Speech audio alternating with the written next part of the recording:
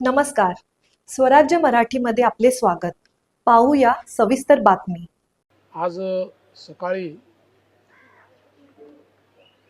अतिशय दुःखद घटना घडलेली आहे. अतिशय अनाकलनीय अशा परिस्थितीमध्ये विमान अपघातामध्ये राज्याचे उपमुख्यमंत्री अजितदादा पवार यांचं दुःखद निधन झाल्याची वार्ता सर्वांना मिळाली आणि संपूर्ण महाराष्ट्रामध्ये शोककळा पसरली. खरं म्हणजे श्री अजितदादा पवार महाराष्ट्रातले एक लोकनेते होते आणि महाराष्ट्राच्या कानाकोपऱ्याची माहिती असलेला, महाराष्ट्राच्या प्रश्नांची जाण असलेला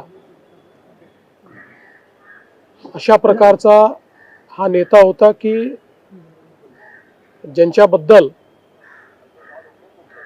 जनसामान्यांमध्ये प्रचंड मोठी आस्था होती. महाराष्ट्राकरता आजचा दिवस हा अतिशय कठीण दिवस आहे, कारण अशा प्रकारचं नेतृत्व तयार व्हायला अनेक वर्ष लागतात आणि ज्यावेळी महाराष्ट्राच्या विकासामध्ये अतिशय महत्त्वपूर्ण योगदान ते देत होते, अशा काळामध्ये त्यांचं निघून जाणं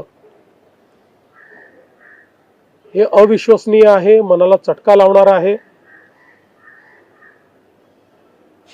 माझ्याकरता तर वैयक्तिक एक दमदार आणि दिलदार अशा प्रकारचा मित्र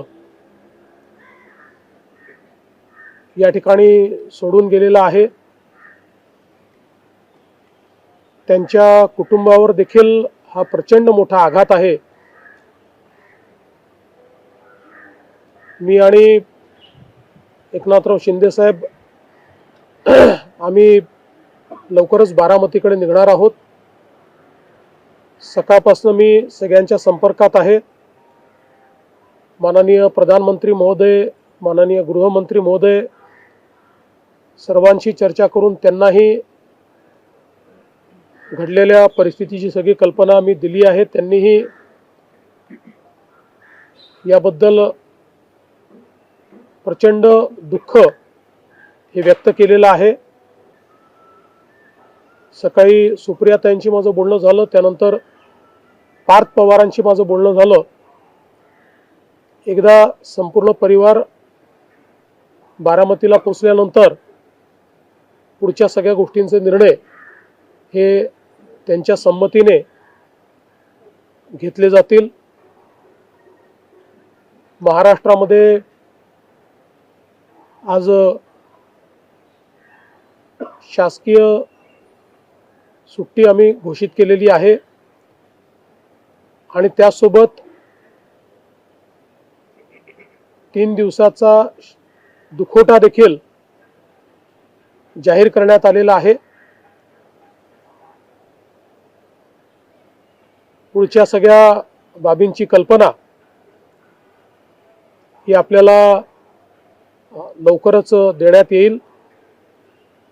पण मला असं वाटतं की कधीही भरून न निघणारं अशा प्रकारचे नुकसान आहे.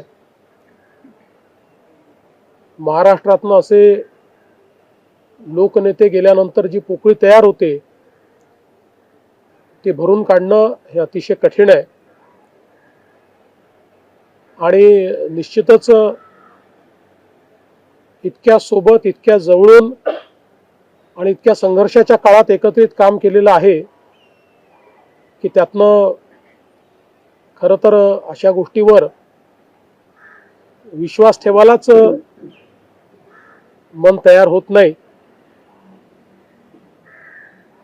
तर पुढच्या ज्या काही गोष्टी जशा ठरतील तसं आपल्याला कळवण्यात येईल. स्वराज्य मराठी, बातमी नाही जबाबदारी. चॅनलला लाईक करा, शेअर करा आणि सबस्क्राईब करा.